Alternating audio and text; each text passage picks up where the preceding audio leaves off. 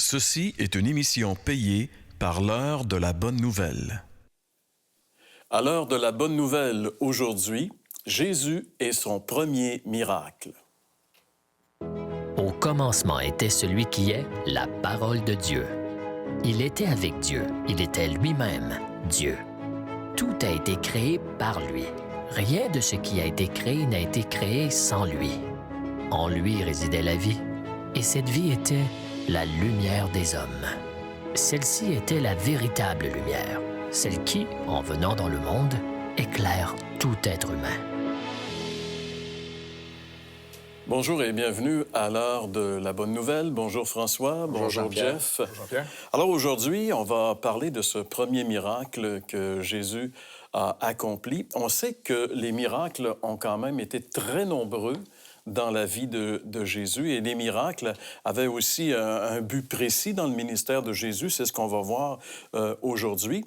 Mais la notion de miracle comme telle, c'est quelque chose qui est un peu difficile à saisir pour bien des gens. Tu sais, lorsqu'on parle du miraculeux, on parle de quoi exactement? Tu sais? Oui, bien ça, c'est une bonne question parce que c'est quoi un miracle d'abord? Puis on a l'impression que dans les évangiles, moi, ça fait 40 ans passés que je lis la Bible, j'en vois pas autant que quand je lis ma Bible des miracles. Mais la question, on peut se poser la question, est-ce que Dieu fait encore des miracles aujourd'hui? C'est une question, je pense, qui est légitime. Et c'est clair qu'il y avait des raisons particulières pourquoi Dieu, dans certaines époques de l'histoire, se manifestait à travers la puissance des miracles. Et en fait, c'était pour établir un témoignage, établir un changement. Et il y en a eu beaucoup dans plusieurs périodes de temps lorsqu'il y a eu des réveils où il y a eu des changements annoncés. Et Dieu appuyait le témoignage par des signes, des miracles et des prodiges. 3 fois, c'est répété. Dans la vie normale, est-ce qu'on peut croire que si quelqu'un devient chrétien, il va voir des miracles tous les jours dans sa vie arriver? À tous les jours. À tous les jours. On n'est plus dans le miracle, on est rendu dans quelque chose d'habituel. Quoique, il y a plein de choses que Dieu doit faire dans la vie du croyant. Même, il préserve aussi toute sa création. On oublie qu'il y a vraiment un phénomène de préservation qui est même miraculeux. Juste le principe même de la vie. Honnêtement, on sait quand c'est là, on sait quand c'est plus là, mais on ne sait pas c'est quoi. C'est déjà là quelque chose d'inexplicable encore. Mais des miracles, il peut en avoir dans la vie du croyant, c'est sûr. On en a tous vécu. Oui. Des interventions de Dieu dans notre quotidien.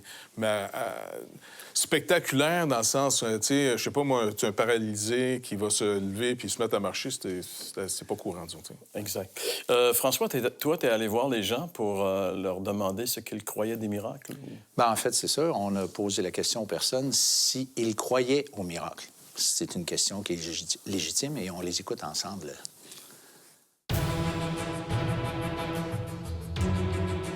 Est-ce que vous croyez aux miracles? D'une certaine manière, oui. Pas vraiment.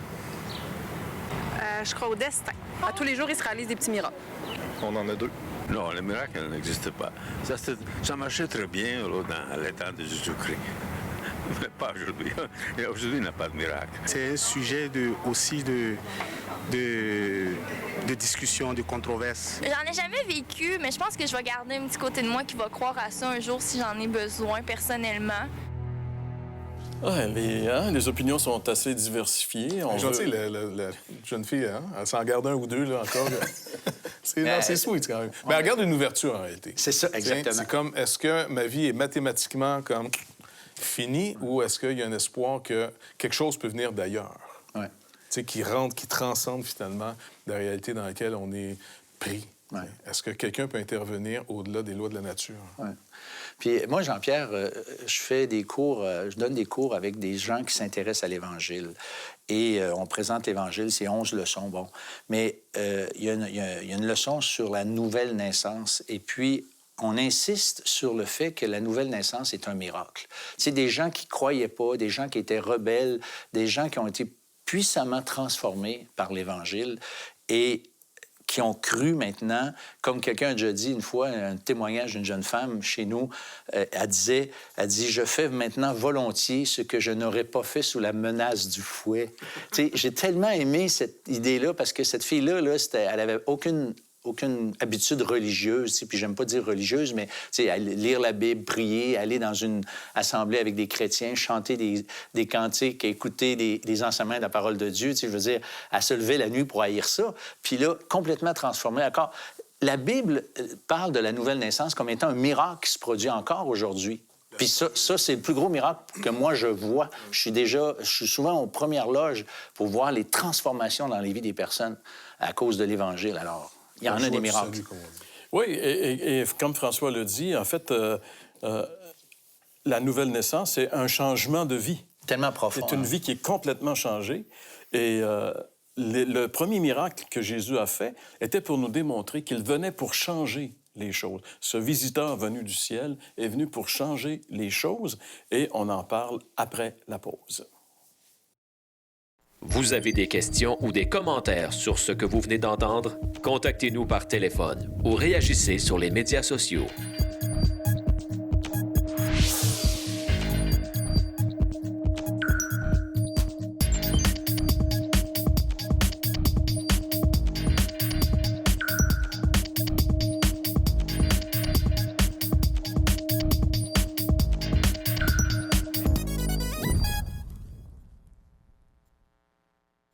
Vous êtes touché par ce que vous entendez dans cette émission? Vous souhaitez poursuivre votre aventure à la découverte de ce visiteur venu du ciel? Commandez dès maintenant votre Évangile de Jean tout à fait gratuitement. Que vous préfériez lire le texte ou en apprécier l'adaptation cinématographique, cette offre est pour vous, profitez-en. Cette offre a été rendue possible par les ministères d'Aujourd'hui l'Espoir. Et pour voir le premier miracle que Jésus a accompli, on va tourner dans l'Évangile de Jean. On va lire les quelques premiers versets du chapitre 2 de l'Évangile de Jean. Donc, Évangile de Jean, chapitre 2, les versets 1 à 5. 3 jours après, il y eut des noces à Cana en Galilée. La mère de Jésus était là, et Jésus fut aussi invité aux noces avec ses disciples. Le vin ayant manqué, la mère de Jésus leur dit, « Ils n'ont plus de vin. » Jésus lui répondit, « Femme, qu'y a-t-il entre moi et toi? Mon heure n'est pas encore venue. » Sa mère dit au serviteur, « Faites ce qu'il vous dira. » C'est une introduction dans une activité qui était courante en Israël puis qui est courante dans la vie de tout le monde, c'est-à-dire une noce, un mariage. Et à l'époque, dans la culture d'Israël, c'est un peu différent de ce que nous, on vit aujourd'hui quand on va dans un mariage. En général, c'est une réception qui peut durer une demi-journée, une soirée, gros maximum. Mais à l'époque, en fait, c'était une réception qui pouvait durer une semaine. Et non seulement c'était long en termes de jours, mais c'était aussi très populeux parce qu'en général, le village était invité aux noces. Ici, on est à Cana. Il est dit qu'il y eut des noces à Cana. Cana est un petit village situé tout près de Nazareth. Et donc, à l'époque, c'était des petits villages. Donc, si tout le village est invité aux noces, c'est peut-être une centaine de personnes, 150 personnes. Mais les gens prenaient vraiment à cœur un mariage. C'est important en Israël lorsque deux personnes s'unissaient dans les liens du mariage. C'était sacré en Israël, le mariage. C'était aussi un symbole, parce qu'en Israël, tout le culte était toujours un rappel. Par exemple, quand c'était la Pâque, c'était le rappel de la sortie d'Égypte. Le mariage, une cérémonie de mariage, rappelait l'espérance d'Israël. C'était leur manière de parler de la vie éternelle. T'sais, on est heureux celui qui va être invité aux noces de l'agneau. Et même Jésus va continuer à garder cette image pour nous parler qu'il nous invite aussi aux noces et il se présente comme étant l'époux. Donc, le mariage est vraiment une image de la vie éternelle, l'espérance d'Israël. Puis le vin représente aussi, dans le contexte ici, vu qu'il en manque, parce que c'était quelque chose de vraiment important, l'honneur. Puis dans une culture de honte, là, honte et prestige, là, tu veux pas perdre la face devant le village. Donc, quelqu'un qui avait soit manqué de nourriture ou de vin, c'était un déshonneur. À la limite, même, tu peux y avoir quasiment une poursuite après. T'sais, les parents de la mariée, on va dire, pu tourner ça contre le jeune ici marié. Donc, c'est vraiment quelque chose... Et puis la mère de Jésus, Marie, tu vois, déjà, son cœur est vraiment concerné par le petit gars, là, en disant, elle vient voir son fils en disant, écoute, il manque de vin, tu sais.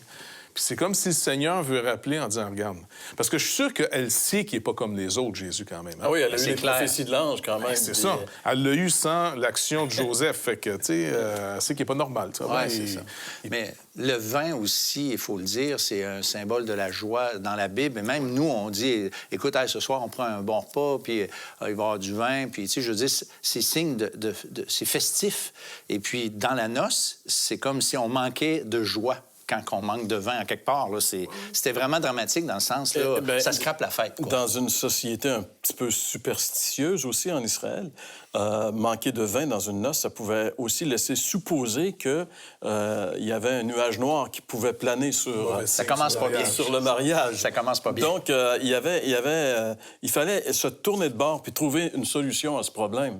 Il y avait un grave problème. Et Marie sait que Jésus peut faire des choses. Maintenant, c'est intéressant parce que jusqu'à maintenant, Marie n'a jamais vu Jésus faire un miracle, parce qu'en réalité, la Bible dit que c'est son premier miracle. Ouais.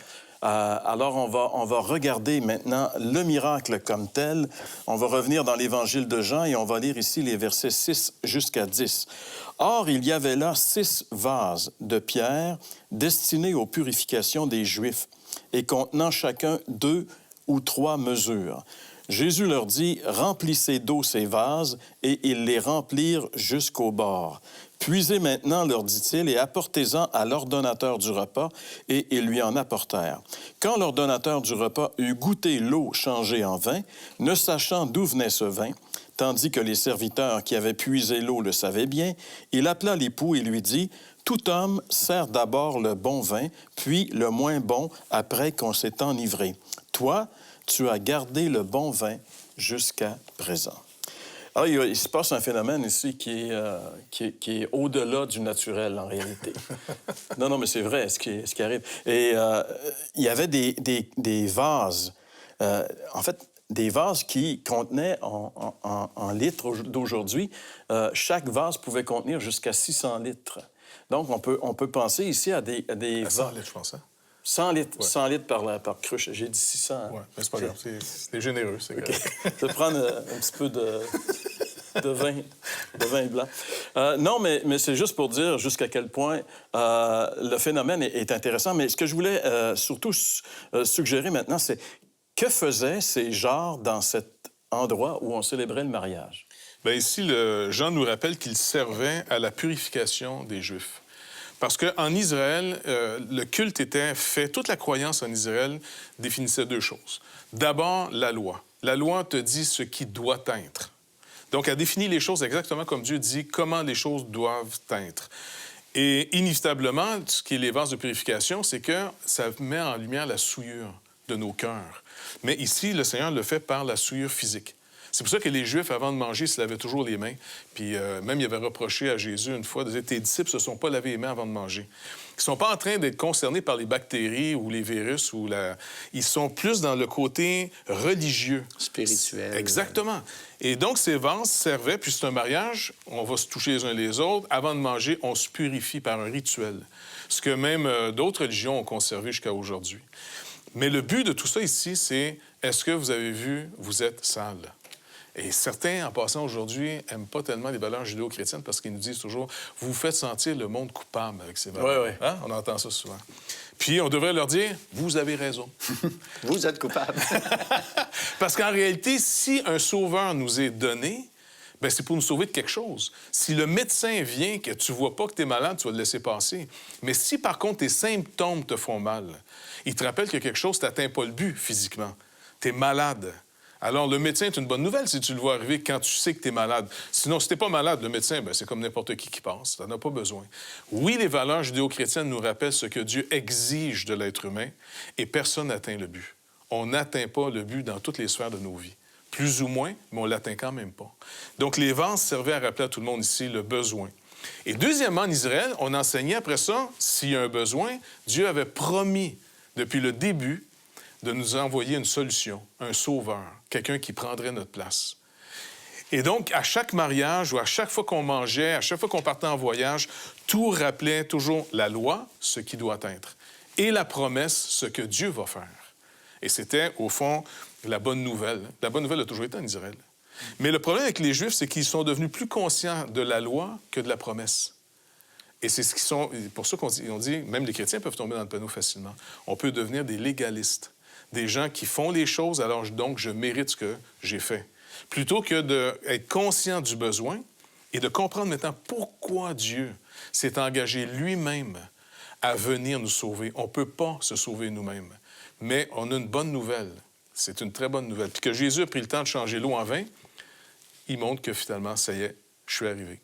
C'est lui qui va changer les choses. C'est lui qui va transformer, en fait, les vieilles choses, c'est-à-dire ce rituel, en quelque chose de complètement nouveau. Et c'est intéressant. On peut faire un lien ici avec Jésus lorsqu'il lave les pieds de ses disciples dans la chambre haute avant d'aller à la croix. Pierre va lui dire, écoute, moi, je suis pas digne que tu me laves. Et Jésus va lui dire, écoute, vous êtes déjà purs. Vous avez été lavés par la parole. Et il va rappeler que la parole de Dieu est un élément qui purifie. Et c'est intéressant de voir ici que, et souvent, la parole est aussi identifiée à de l'eau. L'eau de la parole qui nous lave. Donc, la parole de Dieu nous lave et le sang de Christ aussi, Jean va nous dire que le sang de Christ nous purifie de toute iniquité. Donc, c'est comme si, en fait, quand on parle du sang de Christ, évidemment, on parle de sa mort sur la croix, qui a la puissance de complètement nous purifier de toute iniquité et de tous. Et Paul va même dire que la mort de Christ peut nous purifier de tout ce que la loi ne pouvait pas faire. Alors, les cruches avec l'eau représentaient justement ce que la loi pouvait faire, mais les limites de la loi. Alors, en transformant ce rituel, Jésus démontre qu'il vient maintenant accomplir parfaitement les choses. Et ce premier miracle, il nous reste quelques minutes, les amis, juste pour terminer, dans le verset 11, il nous est dit « Tel fut à Cana, en Galilée, le premier des miracles que fit Jésus. Il manifesta sa gloire et ses disciples crurent en lui. » C'était une des raisons pour lesquelles Jésus a fait ce miracle, afin que sa gloire soit manifestée. En fait, il est devenu le personnage le plus important de ce mariage. C'est lui qui a permis... en fait, il a sauvé le mariage jusqu'à un certain point. Il a permis que les gens puissent se réjouir et que ce nuage noir qui était venu disparaisse finalement. Il y avait de l'espoir. Jésus était venu donner de l'espoir à ces deux nouveaux mariés en faisant ce qu'il a fait. Et c'est un peu toujours ce que Jésus fait.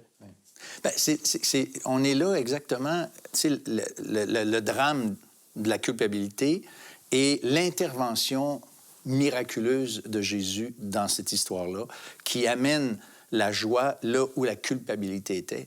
Et quand on se convertit à Jésus-Christ, lorsqu'on reçoit son pardon, on a aussi cette culpabilité qui est disparue, pas parce qu'on est moins coupable dans les faits, mais parce que le Christ sur la croix a pris notre culpabilité. Et ça, c'est changé en joie. Comme le vin, comme on disait tantôt, c'est l'exemple, c'est l'image de la joie. Alors, la conversion, quand on vient à Jésus-Christ, quand on se tourne vers lui, c'est vraiment un changement total. Quelqu'un a dit déjà, quand on se convertit, notre chien devrait s'en apercevoir, tellement que le changement est drastique. Et puis, j'ai vécu cette conversion-là, et puis ma grand-mère qui restait chez moi, elle a posé la question à ma mère, qu'est-ce qui est arrivé à François? J'avais 16 ans, puis j'ai complètement été transformé. Puis je ne savais même pas certaines choses, je ne faisais pas exprès, mais il y avait tellement un grand changement que les gens s'en sont aperçus. Alors, ma culpabilité, mon drame, ma peur d'être perdu pour l'éternité, de mourir, et j'étais changé en joie qui s'est manifestée autour de moi. C'est vraiment fou. C'est un miracle. Il y a sûrement, François, des gens qui nous écoutent et qui sont un petit peu dans l'état où tu étais avant d'être transformé par Jésus lorsque tu avais 16 ans. Et ces gens-là qui voudraient l'être, qu'est-ce que tu pourrais leur dire aujourd'hui? Bien, écoutez, moi, je suggère ou je propose d'une façon solennelle de répondre à la quête de Marie. Marie a dit, écoutez-le, faites tout ce qu'il vous dira. Alors moi, je vous invite aujourd'hui à faire aussi ce que le Seigneur Jésus nous dit dans sa parole, c'est-à-dire de croire en lui, de croire qu'il est celui qui a prétendu être, c'est-à-dire le sauveur du monde. Et il a encore aujourd'hui la puissance non seulement de transformer l'eau en vin, comme on l'a vu dans notre texte, mais de transformer aussi notre vie maintenant en nous donnant la capacité de vaincre par rapport au péché, la capacité d'avoir cette paix intérieure, cette conscience complètement libérée à cause de cette culpabilité qui est partie loin parce que le Christ a pris sur la croix du Calvaire nos péchés.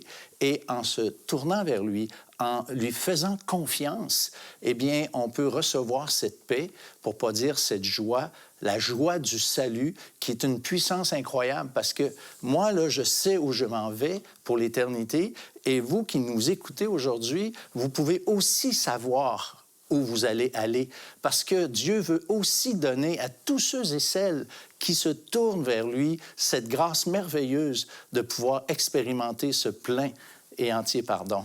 Alors, tournez-vous vers lui dans le sens, regardez à la croix là où le Christ a payé pour vos péchés et croyez qu'il a cette puissance pour pardonner nos péchés, pour nous laver, nous purifier et nous remplir de joie, d'espérance et d'assurance face à l'au-delà. Est-ce que cette paix, est-ce que cette joie est quelque chose qui vous intéresse? Est-ce que vous êtes pas tanné de vivre comme vous vivez jusqu'à maintenant? Vous avez besoin d'un sauveur. Il est là, ses mains sont tendues vers vous et il veut que vous croyiez en lui pour avoir la vie.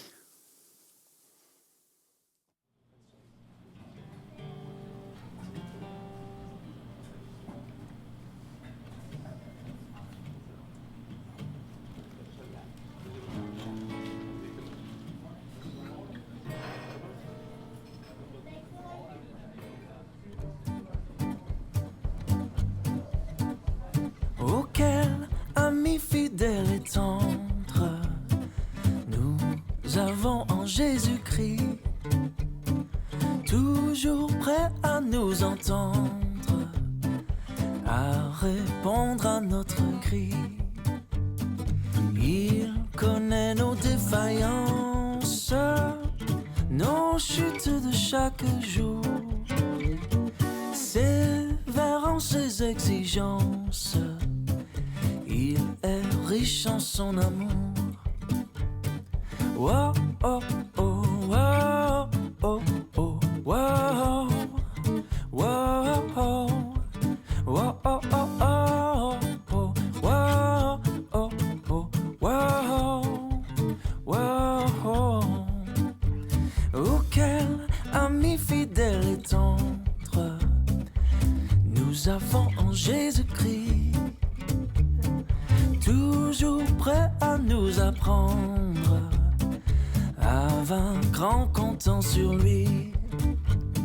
S'il nous voit vrais et sincères à chercher la sainteté, il écoute nos prières et nous met en liberté. Oh, oh, oh, oh, oh, oh, oh, wow, wow, oh, oh, wow, oh, oh, oh, wow, oh, oh, wow, wow, go Jimmy.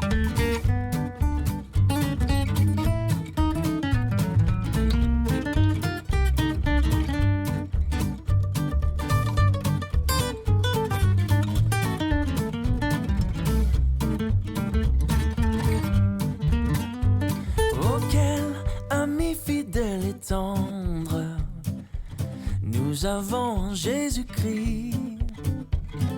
Bientôt il viendra nous prendre pour être au ciel avec lui.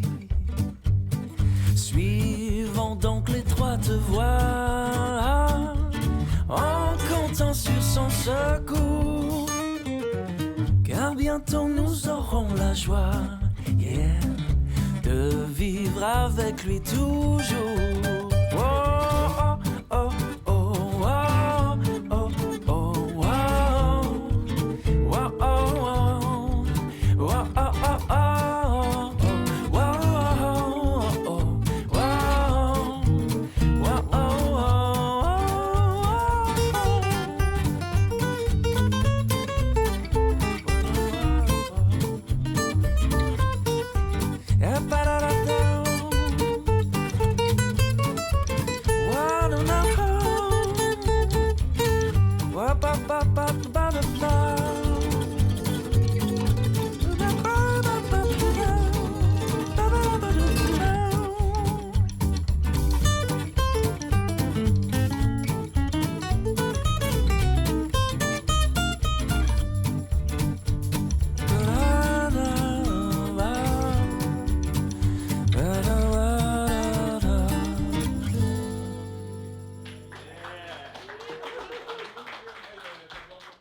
Vous avez des questions ou des commentaires sur ce que vous venez d'entendre? Contactez-nous par téléphone ou réagissez sur les médias sociaux.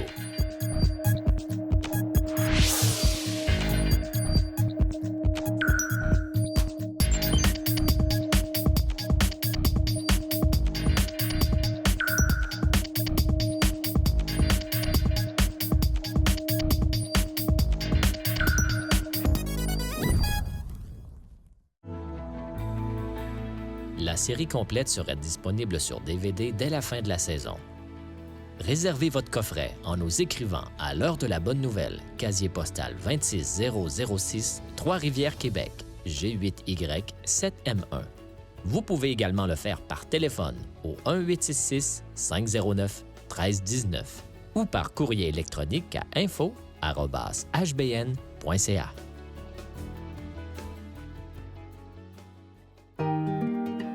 L'heure de la bonne nouvelle vous invite à participer à l'un des nombreux déjeuners de l'espoir. Ces déjeuners ont lieu dans plusieurs restaurants réputés de la province et vous sont offerts gratuitement. Pour connaître les détails concernant l'endroit, la date et l'heure pour votre région, composez le numéro sans frais 1-866-509-1319. Vous pouvez également consulter le site web www.déjeuner.org.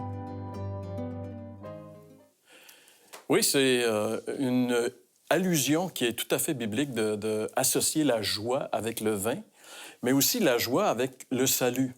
David, après qu'il a péché, à un moment donné, il prie et il dit à Dieu, « Rends-moi la joie de ton salut. Rends-moi cette joie. » Il a perdu cette joie, et comme s'il avait perdu quelque chose de très important. En fait, la joie qui vient avec le salut, il faut l'expérimenter, cette joie. Parce qu'il y a un autre passage dans la Bible qui nous rappelle que la force du croyant, cette capacité d'aller de l'avant, même au travers des épreuves, vient de la joie du Seigneur. Puis Jésus parlait aussi que ma joie soit en vous, puis qu'elle vous comble, qu'elle soit complète. Donc, c'est vraiment essentiel, la joie du salut, l'espoir restauré, dans un monde qui ne donnera pas d'espoir. Mais Christ est venu dans notre monde, dans notre misère, pour transformer ce que la loi nous condamnait. La loi nous amène à Christ, ou au fond, elle nous amène à notre condamnation. C'est pour ça que les gens n'aiment pas entendre la loi. Mais la loi est essentielle. Elle nous dit ce qui devait être. Mais c'est pas une bonne nouvelle. La bonne nouvelle, c'est, par contre, je t'ai tellement aimé, j'ai pris ta place. Viens à mes noces. Ça, c'est trop beau. C'est tellement beau. Et cette soif de joie que vous avez, vous savez, les Québécois ont soif de joie. C'est pour ça qu'on a beaucoup d'humoristes et les gens vont voir les humoristes parce qu'ils veulent avoir des instants de joie. Eh bien, le Seigneur vous promet une joie qui ne tarira jamais. Venez à lui. Les émissions L'heure de la bonne nouvelle sont là pour que vous puissiez entrer en contact avec ce visiteur venu du ciel. Il est venu pour changer votre vie. Laissez-le entrer dans votre vie.